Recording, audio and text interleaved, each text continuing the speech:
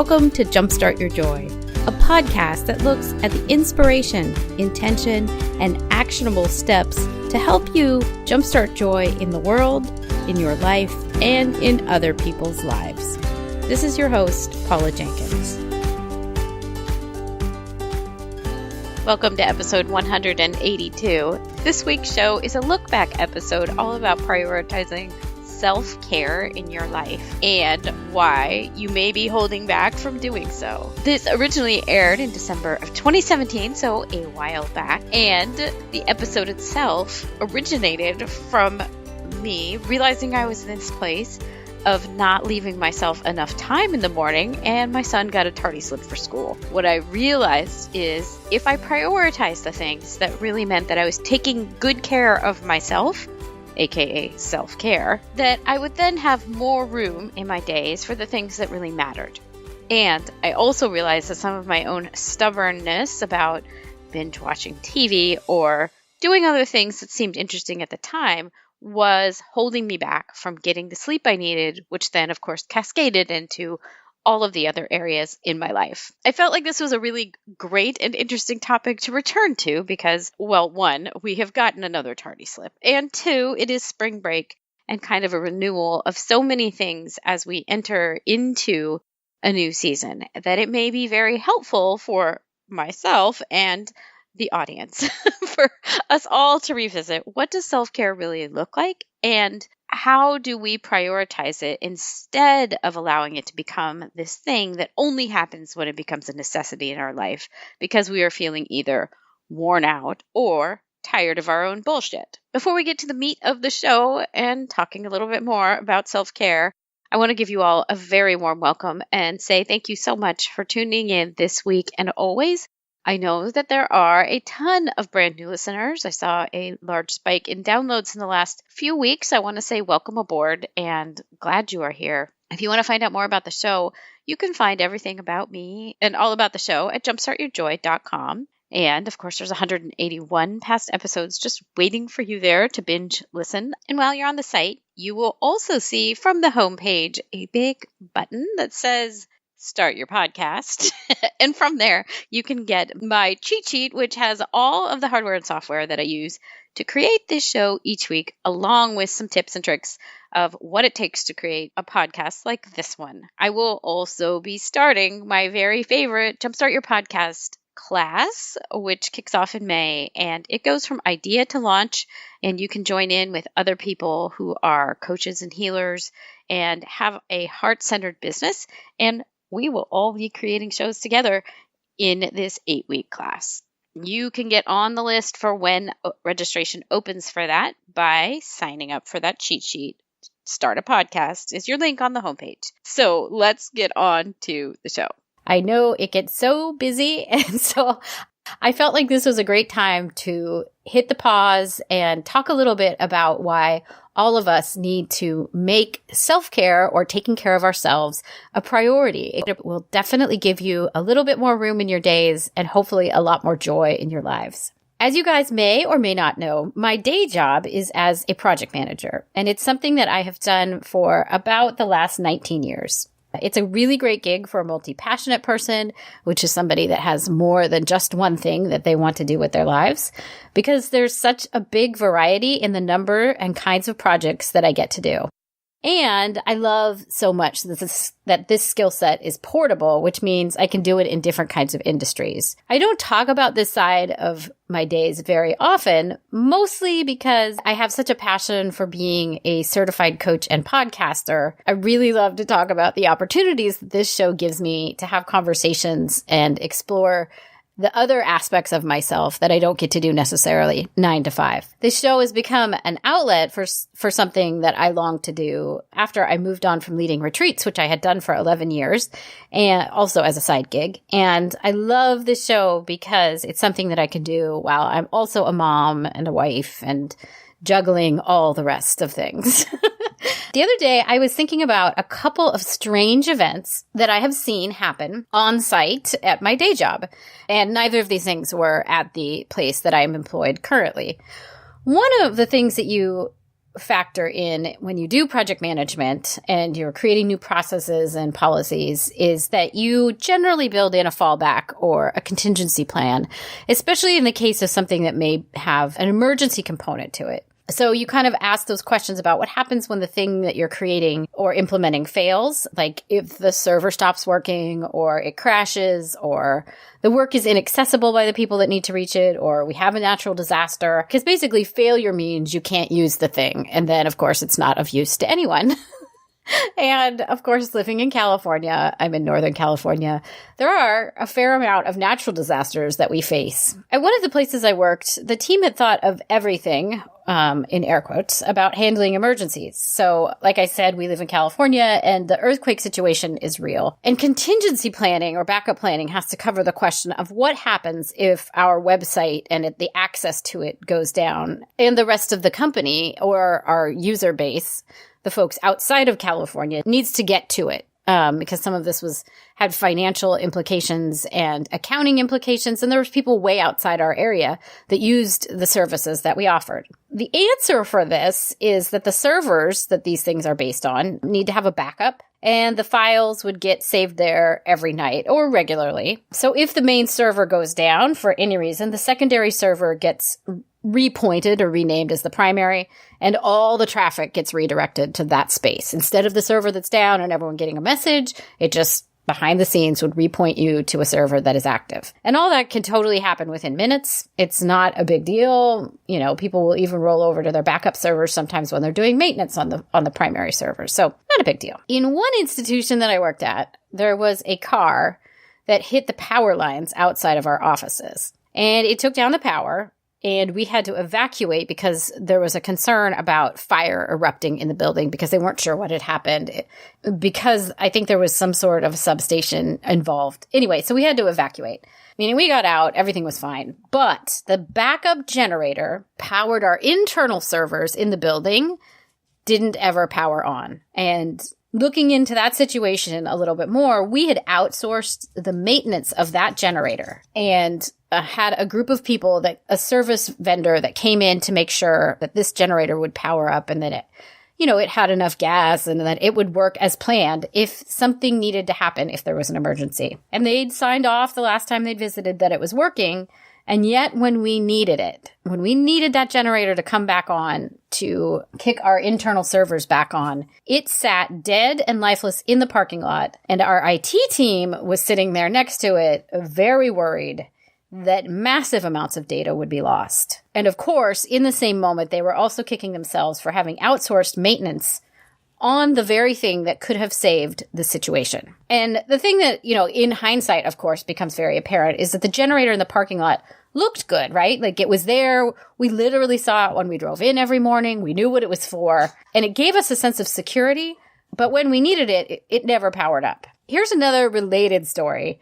And I'm sure everybody has these kinds of stories. I love thinking about them in hindsight. In another workplace, the HR team helped plan for emergencies by handing out red backpacks to every employee, and we kept these at our desks. Each year at the earthquake drill, which is sometime in October if you live in California, we took our backpacks out to a park across the street and stood in neat little organized circles with our larger work groups. Head count was done. And we all confirmed that we knew what to do. Here's the evacuation spot. We all have our backpacks. We're ready. It was helpful. Of course, it is. It's always good to practice things so you know what to do in an emergency. And I felt like we were covered if we needed to get out of the building. But thinking back on those backpacks, when we opened them up when we were back at our desks, it was kind of ironic to find out that the food they'd given us in the backpacks was outdated, and as was the water. And those were the only two things in there. If you needed anything else, they told you to bring your own shoes and put them in there and be ready. Now, given I don't really fully understand what this backup, what these backpacks were saving us from, because in my own case, obviously my priority, should something truly go down, would have been get the keys, get to my car, and get to my child. So I don't know what this red backpack was going to help in that situation, but appreciated it just the same. The thing that stood out for us all was that it was the outward appearance of safety that was there. But if any of us really needed the help, these backpacks were just a facade. And here's why this stood out for me. I mean, I'm thinking back on these two strange situations, was that this kind of contingency and emergency planning and the weaknesses in both have a lot in common with the way that so many of us, myself included, tend to treat self-care. And here's what I mean by that. So you and I both know that self-care is important. Just like these companies knew that contingency planning and emergency planning is so important, both to their business, but to the people that they work with. You and I have both read the books, I assume. I know I've read several books, listened to podcasts about this topic, and I know what to do, right? And that's never been the question of like, what does self-care look like? And maybe a quick definition of that. I think self-care is anything that helps give you more spaciousness, more ease, and kind of room for contentment in your life. It's going to look different from every person. We'll get into that in a little bit, but it's not necessarily those quick fixes. It's how do you build a life that has some spaciousness and ease in it? And how do you keep yourself both mentally and physically well within the life that you have? So that's what self-care is. So I've read the books and I know what it looks like. I also know that I need to make time for this in my life. And that would take planning it out, kind of like these companies knew that about an emergency or contingency plan. And so here's the honesty point, and maybe you've seen yourself in this space as well, is knowing these things. I know that while I'm a coach and I'm a podcaster that talks about joy, I oftentimes will also put up a really great public facade, and whether that be truly public or with friends and family, even sometimes. But I want to make it look like sometimes that I am spending perhaps more time on self-care because I know it's important than I actually am, right? Like kind of putting on the show of it. So some of these examples maybe you've seen in your life or with other people as well is, you know, we all love to take a good picture of the mani-pedi we got, even if it was only every 6 months. You know, we really like to take the picture of when we go get that done, or the pictures of a Starbucks run, or, you know, maybe that one moment in the winter when you have your slippers kicked up on the coffee table and you've got candles in the background, or maybe you take a look at the pile of books on your nightstand, the ones that you wish you had time to read because that would be relaxing and enjoyable to you. But sometimes, you know, we put on the spectacle. I'll put on the spectacle of, look, I did all this because it's hashtag self-care. And that's the thing that I do because it's kind of expected in the circles that I run. All the while knowing that there's other things going on behind the scenes that I'm not totally sharing, you know, about the times that my kid's late to school, or, you know, I didn't shower for a couple days, or whatever those things are. You know, the house is a mess. Like, I feel like those will all equate to self-care for me. And if I'm not doing it, then something's going on. So don't get me wrong on this.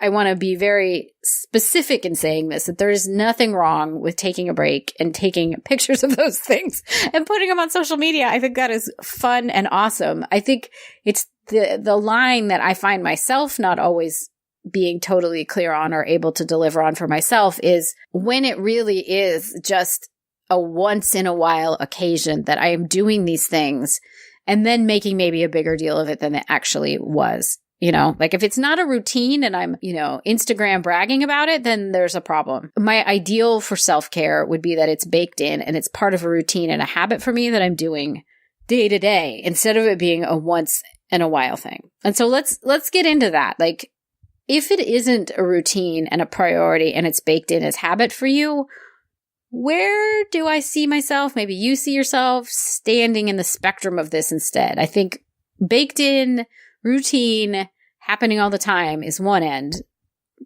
Knowing we need to do it, maybe not doing it all is the other end. But what are some of the places that maybe we cheat a little bit?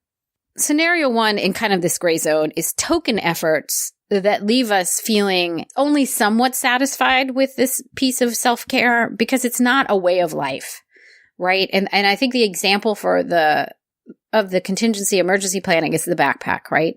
It gets handed to you. It's basically a token. The HR department knows that you should have a backpack with food and water, but it's not a way of life. This isn't something that they're digging into. That's not, you know, they haven't fully thought it through. And so the token is there, red backpack, but the full on prioritization of the thing is not, meaning you've got food and water that would sustain you. the token might be mani-pedi every 6 months. But then the problem is that it isn't all the time. It's the one thing you're doing every 6 months, and it's not sustaining you. It's not the kind of self-care that would help you through your day-to-day because it's done so rarely. And that's why I'm calling it a token.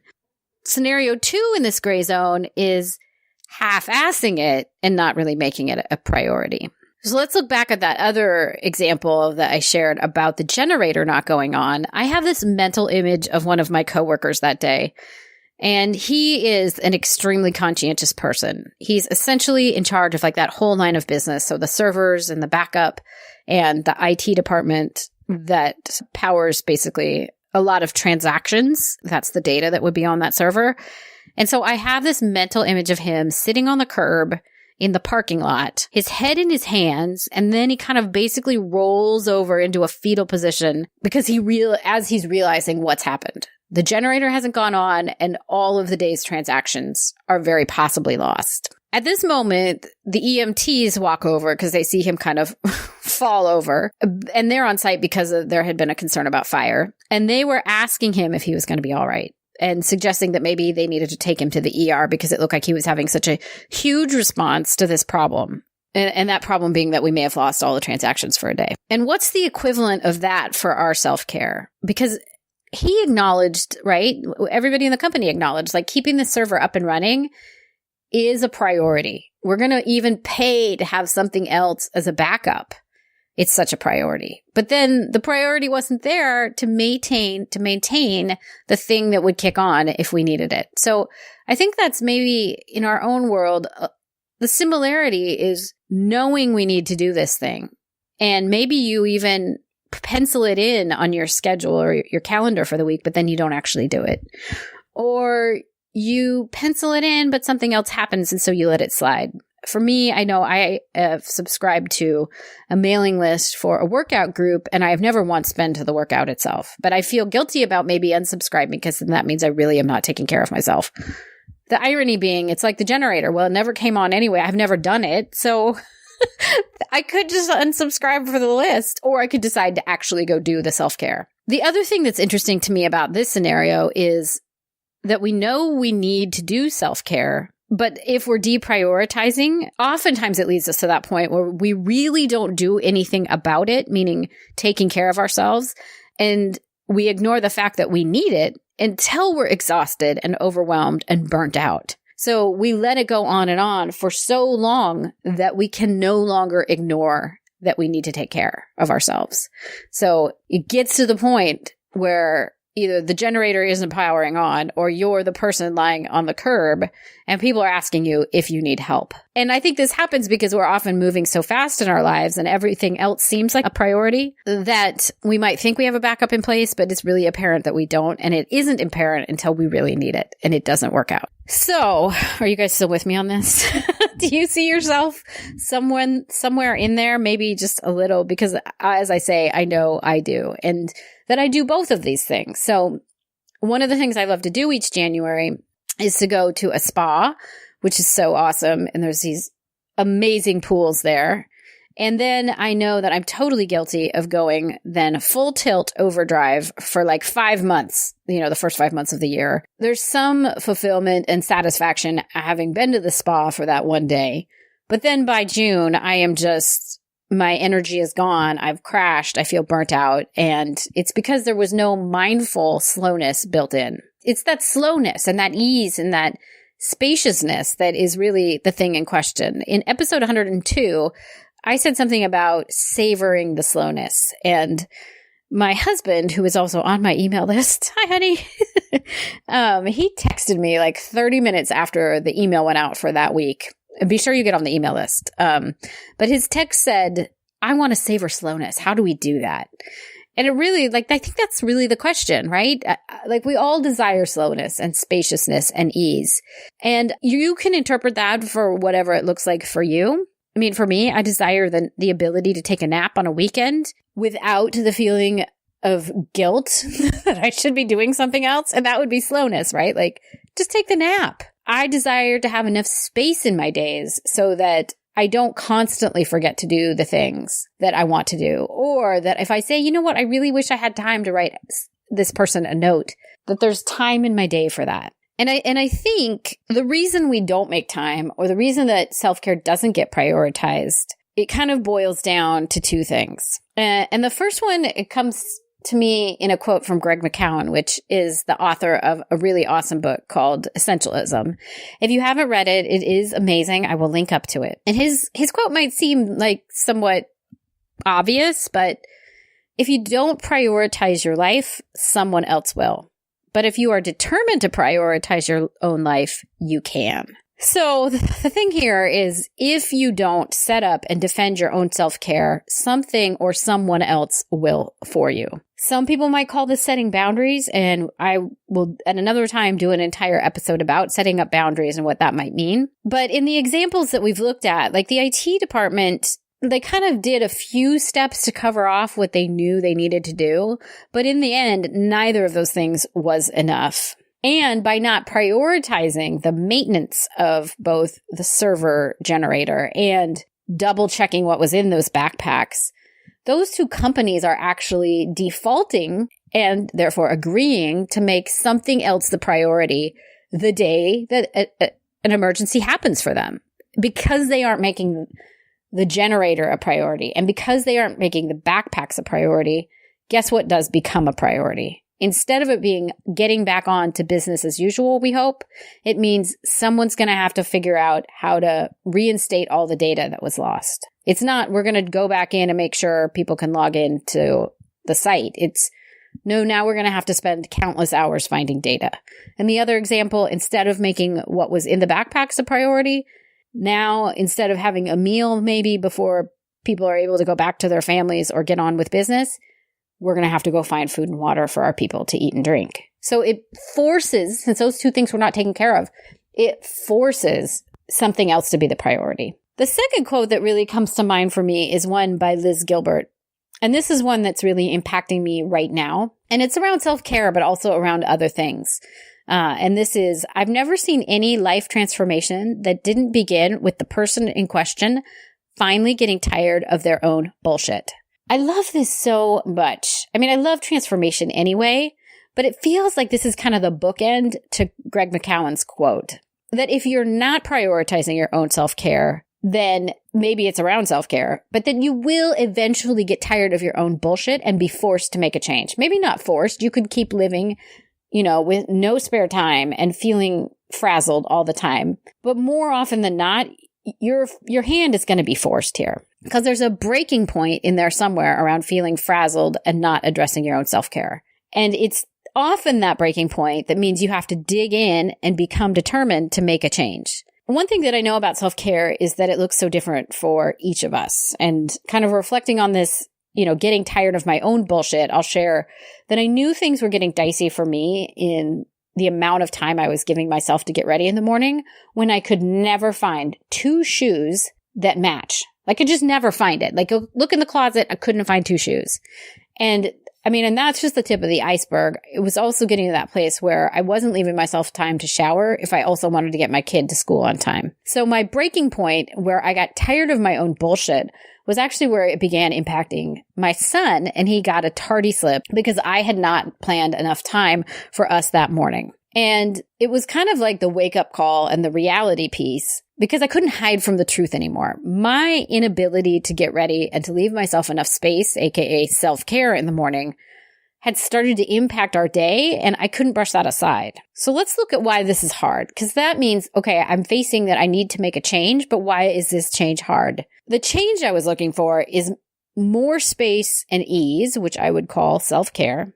And for whatever reason, I wasn't really willing, or maybe it was that I wasn't able to make this change, even though I've said for years that I wanted to have more spaciousness in our mornings because it stresses me out. That meant that I would need to get up earlier in the morning, which in turn would mean that I also needed to get to bed earlier. And I have a very strong story that the only time, and story would be something that isn't necessarily true, but that I treat as a truth in my own life.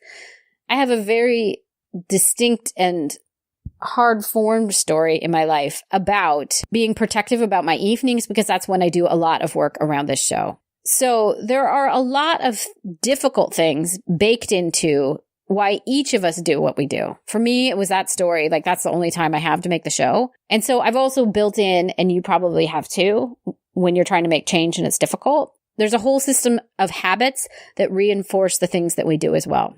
Unraveling them is hard, and our ego or some part of us is going to fight us making those changes. So I finally got tired of my own bullshit, and I did set my alarm 30 minutes earlier. It was that one small change.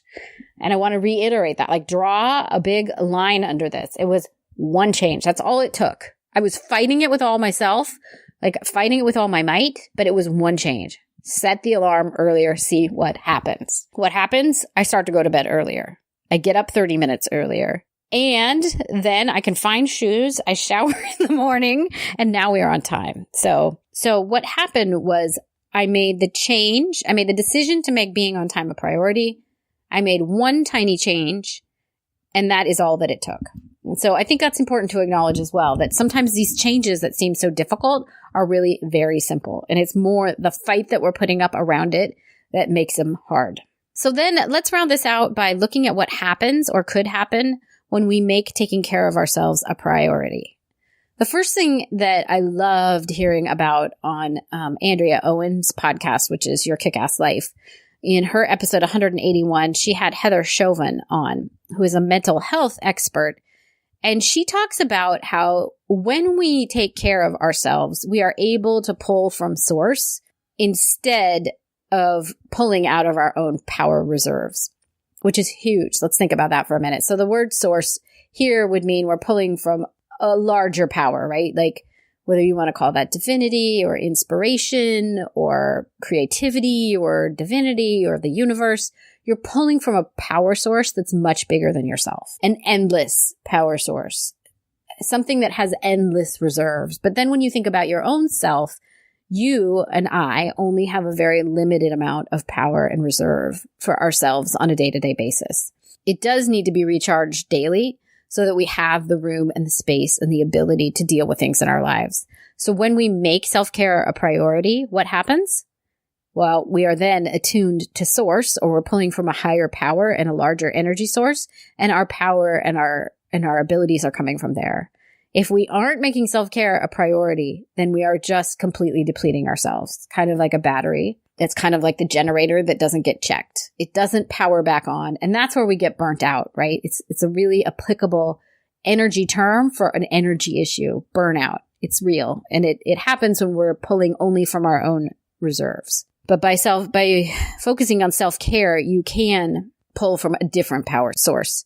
The second thing that I see is setting a tone for the people in our lives. By building in real breaks and by giving ourselves permission to experience and value slowness, ease, and spaciousness, we're setting this tone for the people around us. I mean, whether that's with your boss or your coworkers, you are silently showing and telling them that this is how I treat myself, and this is what I will put up with. I'm going to go to bed at midnight, and that's how I roll. But you have to take the stance and put in the boundary for that to be something that you are doing. But then that will cascade amongst the other people and how they treat you and how they see themselves. I think the other thing that happens is that it allows us to do an assessment on what we really want in our lives. Self-care means we're looking at all of those aspects of our life. And so in this situation, I would encourage you, if you're saying, I wish I had more time for self-care, why not take the 5 minutes after you're done listening here and write down the priorities for your life? Self-care will be on the list, or should be, if that's what you're considering. But I want you to name 2 or 3 things, maybe 5. Priorities should not be endless. There should be a finite number of them, and that allows you to focus on those things. And the fourth one is that by prioritizing self-care, it leaves us a lot more room for joy in our lives. And joy is that feeling that we just know deep within our bones that is way beyond happiness and contentment, but that is fulfilling, that is connected to source. It is your purpose, and there's more room for those. And sometimes joy shows up in the tiniest of moments. I think for me, one of the things about giving more ease and spaciousness to our mornings that is so important is that it allows me to experience those tiny moments with my son. We can have the giggle about what the dog just did, or we can stop and have a discussion about what we want to do on the weekend when we have a few more moments in the time to enjoy each other before we rush out the door. But when we are go, go, go, we do not have that time. We are in a reactive, which is an exhausting state, whether that be in your morning or wherever it is. When you're in reactive all the time, you get worn out and you are not honoring the space and the creativity and the easefulness that you need and desire. So once you slow down and make that a priority, other things become more easeful and you have time to stop and enjoy the little moments of life and the little joyful moments of life. You guys, thanks so much for listening this week. I hope that you enjoyed tuning in or revisiting this topic as much as I did. I felt like it was a really great reminder of why we need to focus on self-care and kind of take a gritty look at why we're not doing that and how it often results in whatever your equivalent of a tardy slip is. If you want to find out more about this episode, you can find the show notes at jumpstartyourjoy.com/self-care. And there you'll find the links to the book Essentialism, the interview that Andrea Owen, and a link to the article by Liz Gilbert, where she discusses what she means about transformation and finally getting tired of your own bullshit. So you can find all those there on the show notes. And while you're there, you can sign up for my Start a Podcast series from the homepage by clicking on Start a Podcast. The class will be starting in May. And if you're considering starting a show to support your heart-centered coaching or healing business, I would love to partner with you to start your show. Next week's show is also another look back episode, and it is with Paul Selig. He is a psychic, channeler, and medium, and the author of the Book of Truth. I had the distinct pleasure of having him on the show in 2017, and I really felt like it was a great time to listen back on how he became a psychic and medium, and also to hear him channel one of my questions, which was what's the meaning of joy? And I think you'll really love to hear what the guides have to say. And so I hope you'll come back for that. And until then, I hope that your days are filled with so much joy.